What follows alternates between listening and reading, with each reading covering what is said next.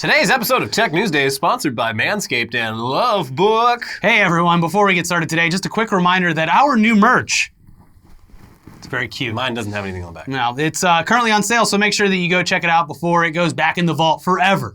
There's a link in the description below, and we'll pin a comment with the link as well.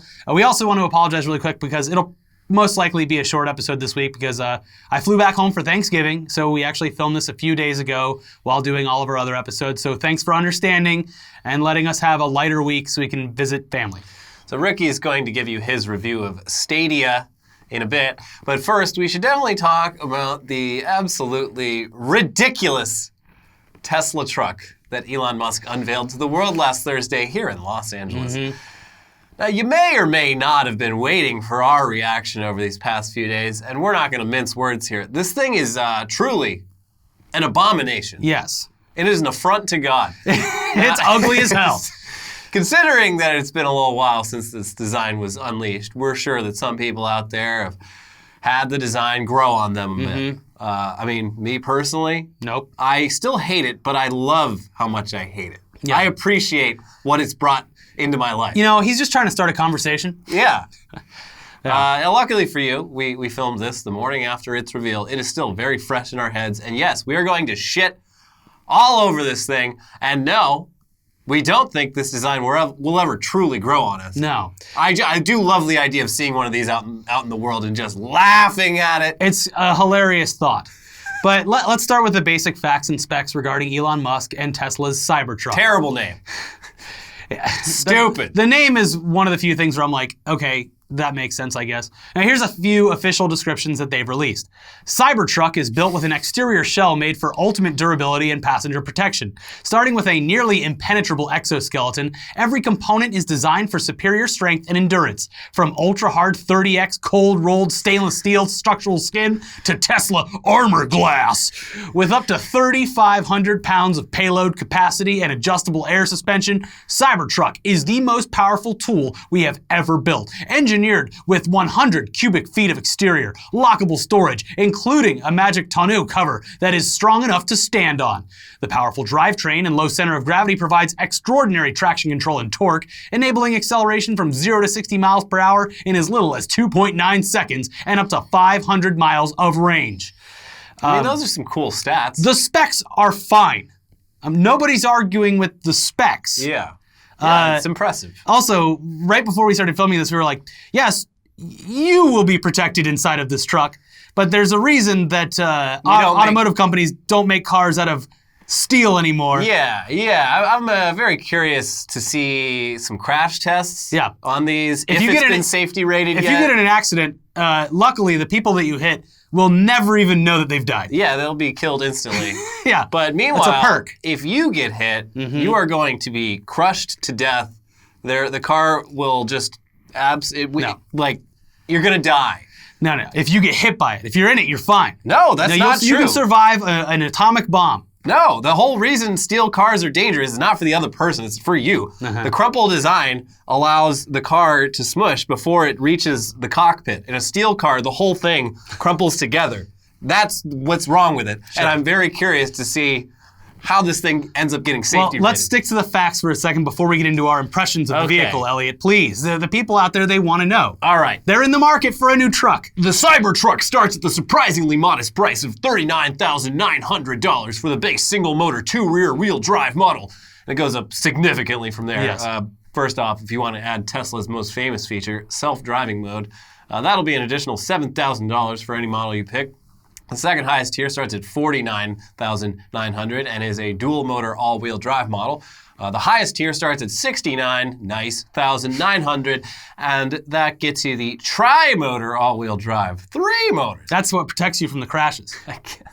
The difference between the tiers consists of range, towing capacity, and the time it takes the truck to go from 0 to 60 miles per hour.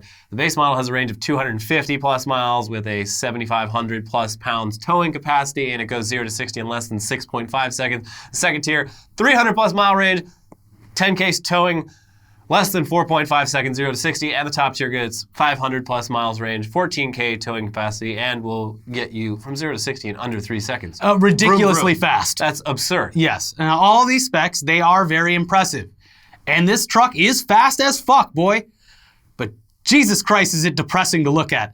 The truck, it resembles any number of 1980s concept cars, also the actual DeLorean, and the Warthog from Halo. It's supposed to be futuristic, but all of these designs are decades old and honestly look better than what we're seeing here. Yeah, it's retro-futuristic. I mean, the whole, like, cyber thing, that's a very, like, 80s thing. Yes. It was a vision of the future from the early 80s. It does not reflect the future of now. Yeah, and if this is how things are supposed to look in the future, count us out. This is a dystopian death machine straight out of a sci-fi movie where the fall of humanity has already happened. Yeah, this is This is going to be depressing on the road to look at. This is the death machine that's going to be hunting you down with a little army of, like, Boston Dynamics minions chasing. Yeah, it's... But sucks. Where it hits the mark with other trucks that other truck owners appreciate is that people will be intimidated by you because of your vehicle, not for any other reason. I don't know if they're going to be intimidated. They're probably going to have some thoughts on, like, your, self-esteem. Yes. Well, you know what our city streets and highways are missing? Obscenely large, heavily armored military-style vehicles driven by nerds with expendable income and very small penises. You said it. And it's no coincidence that this vehicle will actually become available just in time for most millennials' first divorce and subsequent midlife crisis. It's timed perfectly for that. There's going to be a lot of wives that say that this truck is the last straw in the marriage. No, I will not have that sitting in our driveway for all the neighborhood to see. Yeah. It's either me or the truck. Well, baby. Oh, it's the truck? Yeah. Jesus. It's the truck. Hey, but you can keep the ATV. The ATV was pretty cool. Yeah, that was now, cool. I also want to add that I sent my dad, who has worked in the automotive industry for over 40 years, I sent him photos and all the information about the truck, and this was his actual comment to me. Specs look good. Whoever designed the body should be shot. Damn. Well, yeah, we also would be remiss if we didn't talk about the actual live-streamed debut of the truck, because that's a whole other can of worms. Yeah. And I would like to say, first of all, I do not understand why Elon Musk has all of his events on West Coast time at like 9:30 p.m. Yeah. Every fucking event he has. Like, why? Because if anything goes wrong, the East Coast in Europe doesn't see it. I guess. But things went wrong. Yes. Because aside from the constant cackling from Musk fanboys in the crowd, it started out well enough, all things considered, and by all things, we mean the fact that the truck looks terrible. Sure, that considered, it was a fine presentation. Yeah. Up until a certain point. This is like some Emperor's new clothes situation. The truck is invisible. And everyone's just like, I love it. Only geniuses can see this truck. Yeah. Grand Marshal Kim Jong-un has designed this beautiful car. Everyone's crying, like, oh my God, it's beautiful. Yes. If I don't clap, I'll die. But anyway, the moment came where Musk decided to demonstrate the strength of the Tesla armor glass that is used on the truck's windows. First, they did a few drop tests using steel balls to show how it was impenetrable and unbreakable. But then they took things a step further and decided to actually throw those steel balls at the windows installed on their display model, and well, it didn't really go as planned. No, it didn't. Right away, the first ball immediately shattered the window, which prompted Musk to audibly respond, "Oh my fucking God." Oh my fucking God. Yeah, it's like under his breath, Oh my fucking God. oh my fucking God. Yeah. He then excused the first test throw as maybe just a little too hard. But instead of just, I don't know, letting it slide and moving on, he wanted to prove that that first throw was just a fluke. So he instructed the guy on stage to do it once more. And once again, even with a lighter throw, the glass shattered. I fucking love Elon Musk. And it's shit like this. This is why I love him. If Silicon Valley wrote this, just like with most things that have been happening in our reality for the past couple of years, it would be almost unbelievable. Like, Elon is the most, like, transparently insecure billionaire on the face of the earth. It's amazing. Yes. Everything that's ever happened to him that's unfortunate Is entirely his fault. is because of his stupid fucking ego. You Anyway. can fit so many pedophiles in this bad boy. We're going pedophile hunting. We're going pedophile hunting in the beast. After this point, Elon's mood almost completely changed. Yes, he was sullen. He was now having a bad night. And you could tell that he was upset and a bit defeated by the demonstration because he kind of just softly spoke about the rest of the features. His little, like, weird stuttery voice kind of came back. They debuted an electric ATV that fits in the back of the truck. And then he's just like, well, I'm done. He walked off. Yeah, that was it. I did see a couple of YouTubers who did test runs in the truck. Would you believe the inside of the truck is hideous as well? Yeah, the I would expect nothing less. The dashboard is made of marble. White marble. What? Yeah. And I know this is like a prototype or whatever. Stupid. Yeah, and the steering wheel is literally like it's like a F1 steering wheel. It's like, it's just a rectangle, which like for a truck, if you're doing like off-road stuff or anything like that, it doesn't really seem to be the best thing that you literally have to keep your hands on the wheel the entire time. Just my opinion. But it is very, very fast. They proved that fact by going onto legal city streets and doing test demos well above the speed limit. Cool. But it's fine. It's a dead part of town. It's off the other side of the airport, so it's fine. But yeah, it is fast. It is hideous. The more I look at it, the more I am absolutely just flabbergasted that there are real people that think that this is fucking cool looking. Yeah, they're all weebs, and they should be on a list. Yeah, it's strange to me that this is. There's so many things wrong with it that it actually like kind of freaks me out that people are willingly saying that it's good looking. Yeah, and I think it's like, I don't know if they're like trolling on purpose or if the Elon Musk being a genius thing is so well ingrained in their minds that they can't accept that he would do something stupid, so they have to accept that this is actually a good idea. It's like the Emperor's New Clothes situation. Yeah. I minored in fine arts in college. Oh. And when I was like looking at colleges while I was still in high school, I visited a lot of art departments. Mm-hmm. And a big thing like with design majors, usually in most cases, they have an assignment their first or second year that's just like design a car, either in 2D or in CAD.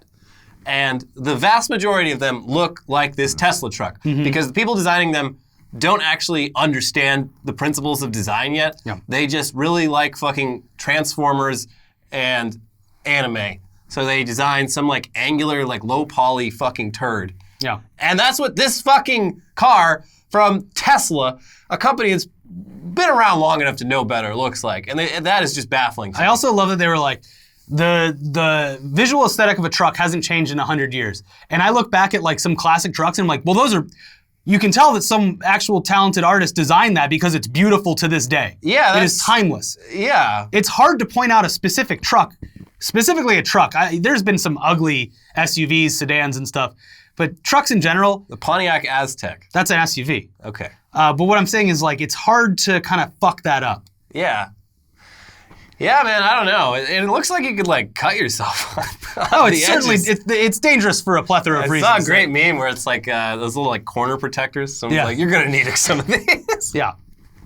And also, like, what happens when the sun's shining on this? The whole body's gonna be like 400 degrees. Well, on a sunny day. they are saying that there will be potentially some solar charging built into it. Yeah, I think the thing that goes up over the bed it's going to is be an have... optional thing for the top, but I think it only adds like 20 extra miles of Meanwhile, distance. And this is a complete like, and we said this video is gonna be short. It's not at this point because we're just bullshitting. But literally the same week, and this is all an opinion-based kind of thing. But the same week, the Mustang Mach-E was announced. Which it's not a Mustang. I wish they had. It's an SUV Mustang. Yeah, they calling it a Mustang was a weird choice, but it looks like a good car. 300 plus mile range on it, completely electric. It goes 0 to 60 in like 3 or 4 seconds. It's about the same. Yeah. It has a lot of the same stats as the Tesla truck, and it's 45,000. And it's the one major automaker in America that isn't complete shit. Sorry, Chevrolet. Yeah. Sorry. Speaking of which, I did ask my dad about the Mustang. He worked for Ford for a majority of his career, and he goes, "That ain't a Mustang. It ain't right." Yeah, that's what everyone said, and I happen to agree. Yeah. Like, what are we doing? This car's been around for 60 years. You're just throwing out some weird, like, subcompact, like, hybrid SUV. To be fair, the Mustang has been quite ugly for 20 years or so, 30 years or so. I think the latest model's all right looking. They're fine. They're fine. They had some real ugly ones in the 90s. Oh, yeah, absolutely. They were like, what if we made a Mustang for girls? You said it. Hey, Ford did it. They did. Who's more in trouble? Anyways, that's the truck. Yeah. I'm sure you have opinions about the truck. Sorry, oh my God. Cybertruck. We're going to have a lot of contrarians in there. And listen, it's our opinion. And just as much as you're entitled to yours, we are to ours. So post about it. It's fine. Yeah, let us know. Now, before we get into the rest of the show, which includes stories about YouTube trying to get a bit edgier. Oh, just like the Tesla truck. And Ricky's hands-on review of Stadia. Let's take a quick second to thank today's sponsors, starting with Manscaped and their Perfect Package 2.0 jingle, balls to the walls, fellas. Listen up, untrimmed pubes are a thing of the past. It's time to gear up and get yourself the gift of shaving this holiday season. We're talking about the Manscaped Perfect Package 2.0.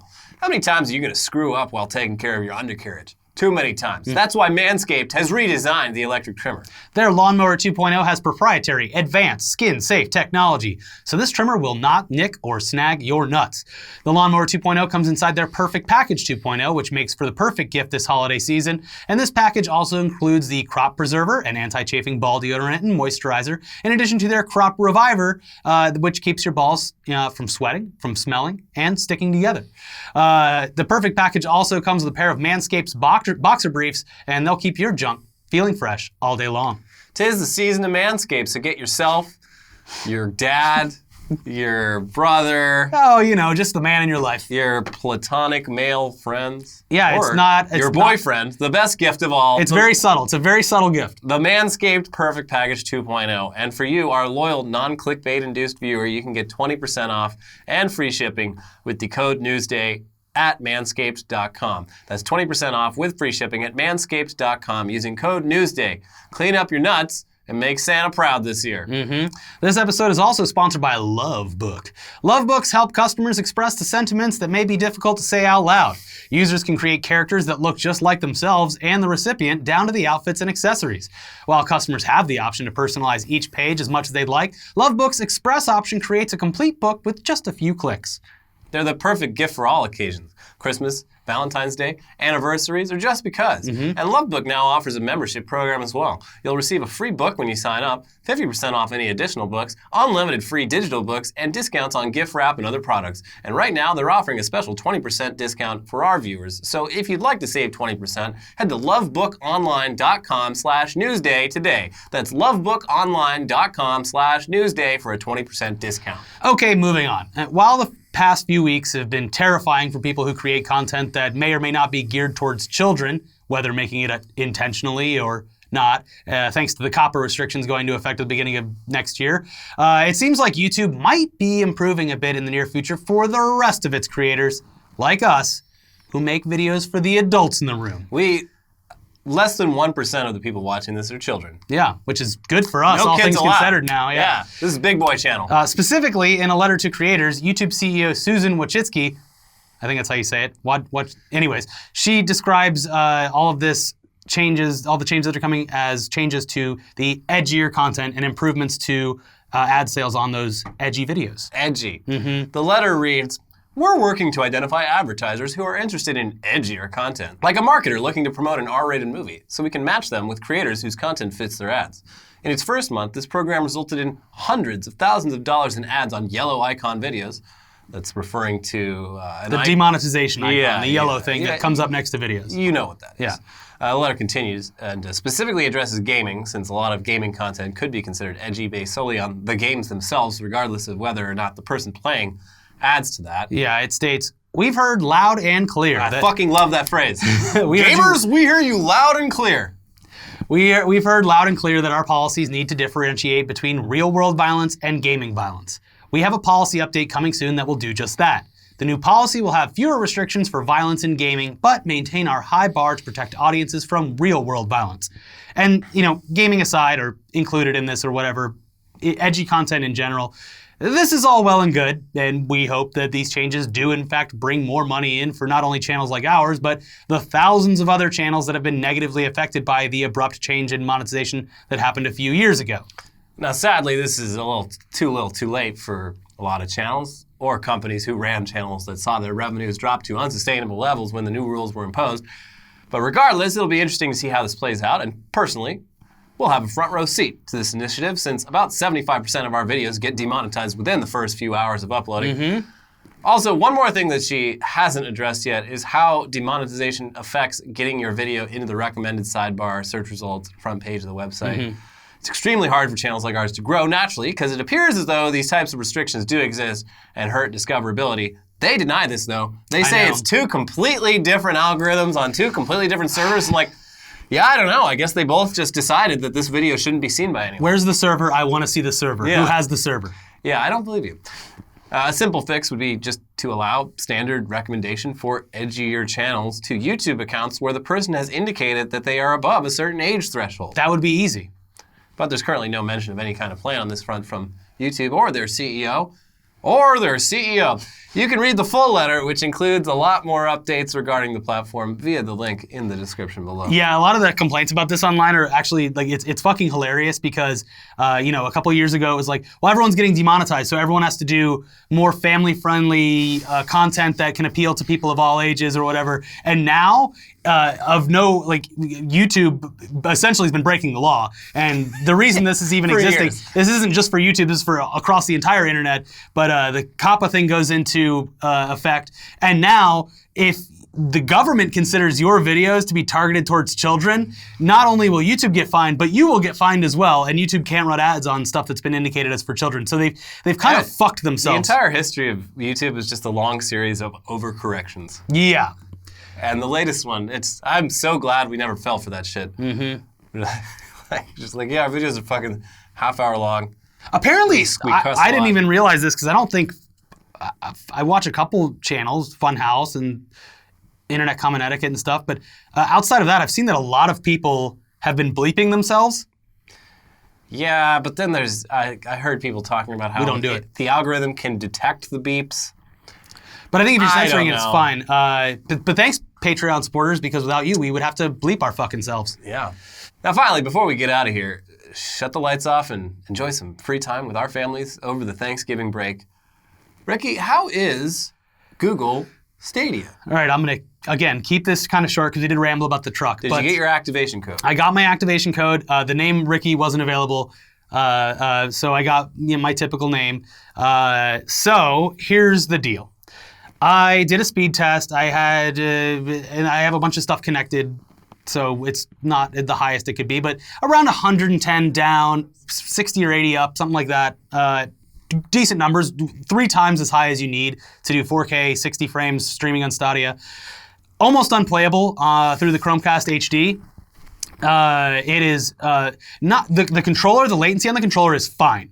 Okay. At least for me, through the Chromecast connected to Wi-Fi and all that. Latency was fine on the controller, but the frame rate is very strange to the point where if it was just a solid 30 frames, that would be fine. But it does jump between like 60 and like 10, and then like 30 and 15, and then 60 and then 20, like constantly, like depending on how many things are going on the screen at any point in time. And this is playing a game that has no other real people in it because it was so early on. I saw maybe 3 people the entire time playing Destiny 2.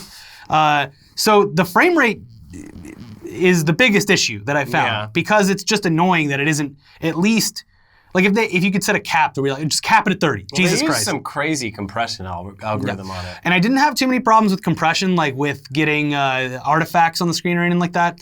What I will say is, much like the Washington Post reviewer, played absolutely perfectly on the Pixel phone. No latency. It was quite stunning to see Destiny 2 running perfectly fine on a phone. I don't have that claw he has, so I don't know how I'd really play it like that. But all things considered, Stadia, as far as I'm concerned, is not the future.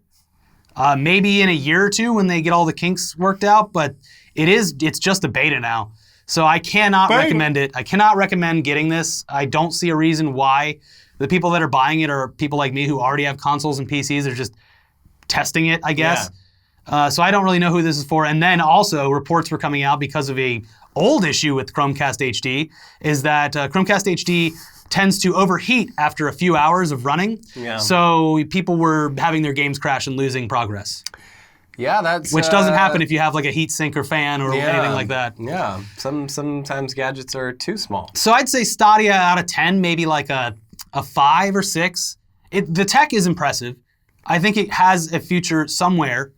The mobile playing is cool, but I don't know who it's for. Yeah. Mm-hmm. All right. Yeah. So Stadia is not the future. Tesla truck is not the future. What is the future? We're living in the past, and maybe that's good because the past was fun. The past was okay. Yeah. Anyway, thanks for watching. Please don't forget to check out our new merch by clicking the links down below or heading Got snapbacks and shirts and all that stuff. Go to itmerchstore.com. All this stuff is only available for a limited time, so be sure to check the site and see if you'd like to pick something up. We'd appreciate it. If you do, thank you so much for supporting our channel and repping our merch and our brand. Also, be sure to check out our most recent episodes over here, and have a great week. We will see you in a few days for a new episode of Weekly Weird News. Time to go sleep. Bye-bye.